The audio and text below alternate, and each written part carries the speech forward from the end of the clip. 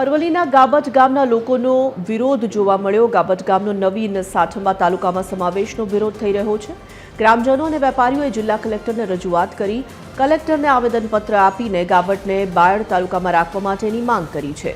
આગામી સમયમાં માંગ નહીં સંતોષાય તો ઉગ્ર આંદોલનની ચીમકી પણ ઉચ્ચારી છે।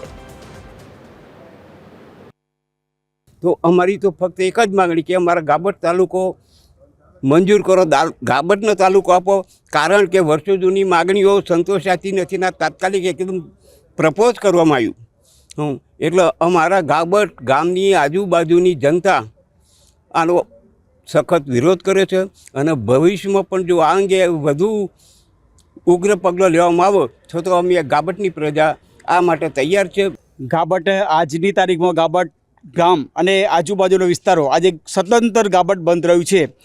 ज्यारथी छेल्ला 4 दिवसथी मागणी करवामां आवी त्यारथी दरेक जग्याए आज कलेक्टरे आवेदन आप्युं, प्रांतમાં आवेदन आपेલું છે।